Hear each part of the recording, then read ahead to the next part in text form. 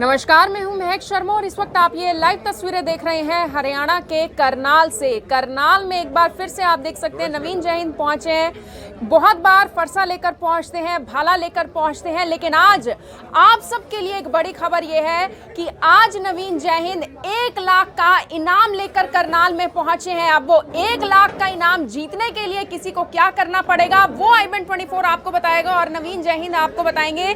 लेकिन इस वक्त की अगर मैं बात करूं, हालातों की अगर मैं बात करूं, तो बिहार सहित कश्मीर सहित कई राज्यों में अगजनी हो रही है। कश्मीर की तो अगर मैंने बात इस वजह से की क्योंकि वहां पर टारगेट किलिंग चल रही है और इन्हीं सभी मुद्दों को लेकर नवीन जयहिंद आज बात करेंगे। सबसे पहले सर, अब लोग इंतजार कर रहे हैं क्योंकि मैंने अनाउंस कर दिया कि आप 1 लाख का इनाम देने वाले हैं। वो 1 लाख का इनाम कौन जीत सकता है उसके बारे में बताइए। 1 लाख का इनाम दो तरह के लोगों को। एक तो वो है कि जो कश्मीर में जाके लाल चौक पर 1 घंटे का फेसबुक लाइव कर दे, कोई भी एमएलए, एमपी, मंत्री, मुख्यमंत्री, यानी कश्मीर जाना पड़ेगा। नहीं, सुन लीजिए, पूरा सुनिए।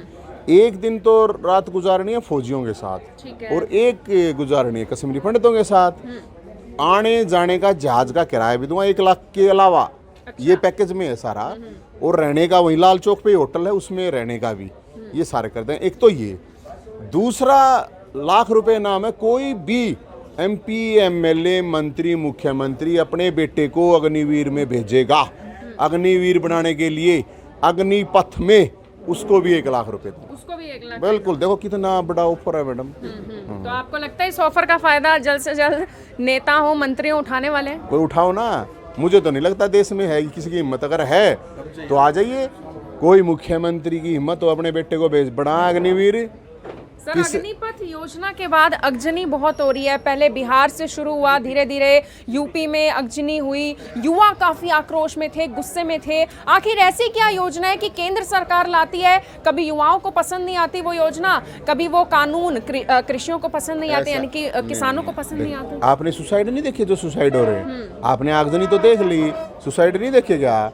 और जो ये आगजनी देख रहे हैं इनको सुसाइड नहीं दिखते क्या? जो नौजवान कहते हैं माल का नुकसान तो हो जाए कोई बात नहीं, भरपाई हो जाएगी, जान का नहीं होता है कभी। लेकिन जो भी ये कर रहे हैं, मैं तो ये कहता हूँ कि शांतिपूर्ण तरीके से प्रदर्शन करने का सबको हक है, करना चाहिए। ये तो सरकार के 4 लोग घुसा देते हैं, लगा दो आग, लग जाएंगी। पॉलिसी देखो ना आपके पास। 4 साल कौन भेजेगा फौज में?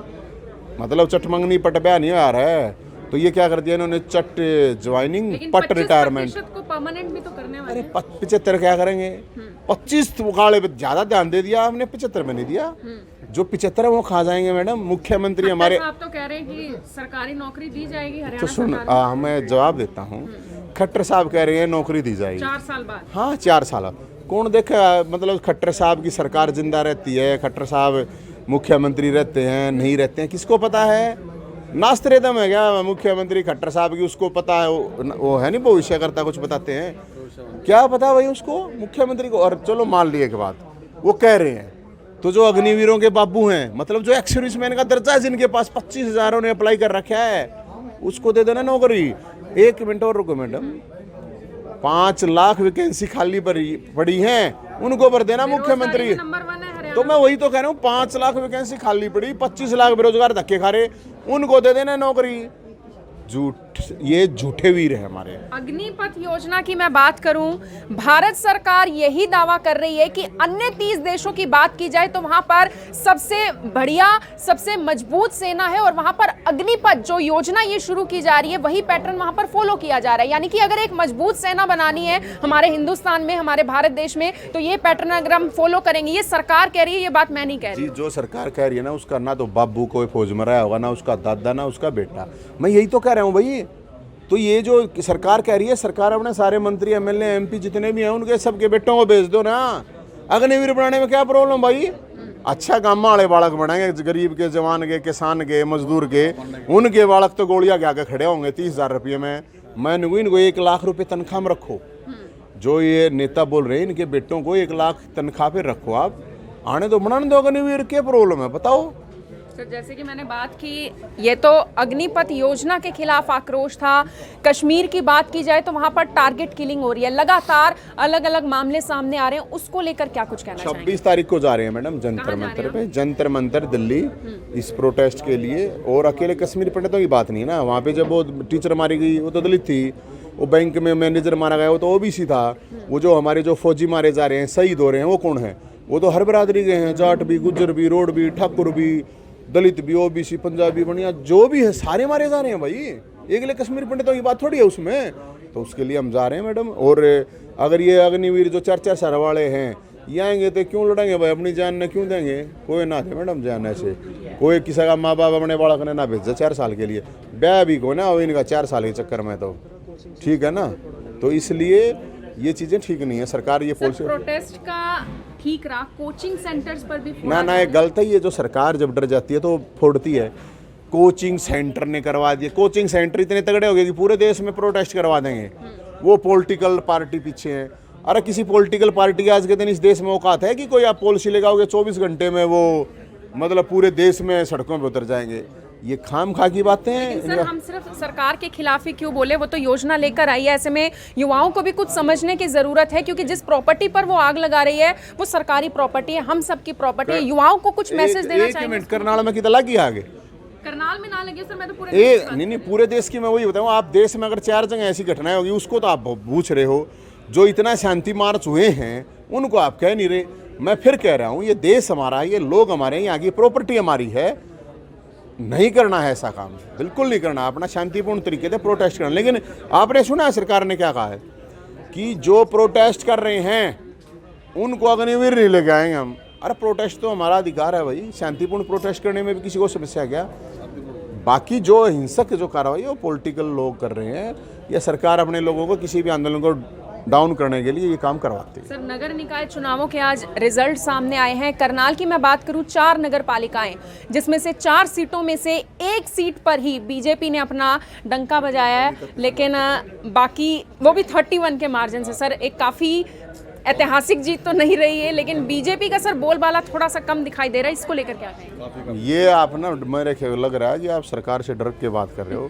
मतलब 4 में से 1 सीट जीती, उसमें कह रहे हैं आप डंका बजा है, हैं? सर उतने में बीजेपी तो खुश है। अच्छा आप ये कहो कि बीजेपी कह रही है कि डंका बजावा है। मुख्यमंत्री को अगर थोड़ी बहुत शर्म हो मैडम, रिजाइन दे देना चाहिए। अगर करनाल में ये हाल है, करनाल जो कि उनका विधानसभा, मैं वही तो कह रहा हूँ, करनाल में जब ये हाल है, करनाल जिले में ये हाल हो रहा है, तो मुख्यमंत्री जी से मैं तो रिक्वेस्ट करूँ कहीं आश्रम खोल ले, अपना आराम तो आश्रम में जाए बैठ जा। क्यों बेइज्जती करवा हुआ है? बता, लोग जब मानने नहीं रहे आपकी, इसका मतलब नकार दिया ना उन्होंने, इसका मतलब यही है। और ये तो सरकार है, सरकार होते हुए तो मैडम वैसे ही लोग वोट दे देते हैं यार चलो काम वाम करवा लेंगे, कुछ हो जाएंगे, लेकिन उसके बावजूद भी लोग खुश नहीं हैं, उसके बावजूद भरोसा नहीं है मुख्यमंत्री जी के ऊपर। तो मेरी तरफ से आपके माध्यम से आप मैसेज पहुंचा देना बाबा जी के लिए, आश्रम मुख्यमंत्री के लिए। अगर आश्रम नहीं है उनके पास, हालांकि बनवा लिया होगा, नहीं तो मैं तैयार करवा दूंगा। आराम तो लोटा क्यों खाम आधे जब लोग। एक आखिरी बात आपसे करना चाहूंगी, युवाओं को अंत में क्या मैसेज देना चाहेंगे?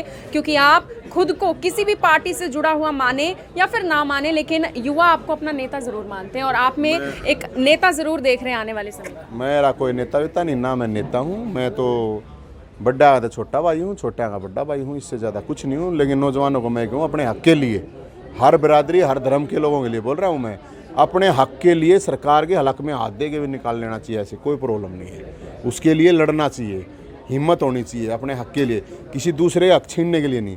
शांतिपूर्ण तरीके से अपने देश को, अपने देश के लोगों को समझते हुए, मैं कभी इस चीज़ के फेवर में नहीं रहा। हम ये मानते हैं कि पुलिस मारा लठ हमारा कोई प्रॉब्लम नहीं, पुलिस है, पुलिस के साथ भिड़ने का कोई फ़ायदा नहीं, वो भी अपने ही भाई हैं, वो उसमें कोई और दूसरे थोड़ी हैं। हमारी ज़रूरत ये है कि हमें बेरोज़गारी का इशू है तो उठना चाहिए सड़क पे। मैं तो आज भी कह रहा हूँ, सड़क पाए बिना सरकार कोई नहीं सुनती। आना अगर जिंदा हो, खून लाल है तो ज़रूर सड़क पाएगा। अब मुर्दे हैं तो अपना खाओ रोटी और सो जाओ, उसमें तो क्या कर सकते हैं मैडम। युवाओं को एक मैसेज देते हुए नवीन जयहिंद नजर आए कि अगर आपके अंदर भी खून दौड़ता है और आप भी जिंदा हैं तो अपनी हक की आवाज़ उठाने में कोई भी शर्म की बात नहीं है और आपको अपनी हक की आवाज़ उठानी भी चाहिए। मेरी आप सभी लोगों से यही अपील कि जो भी लोग इस खबर को, इस वीडियो को देख रहे हैं, इसे साथ के साथ जरूर शेयर करें। आप देख रहे हैं IBN 24 में हूं महक शर्मा, हरियाणा के करनाल से आप सभी के साथ लाइव। धन्यवाद। अब यहाँ तक आ ही गए हैं तो हमारे चैनल को सब्सक्राइब जरूर करें और नीचे दिए गए बेल आइकन को जरूर दबाएं ताकि हर खबर सबसे पहले पहुंचे आप तक।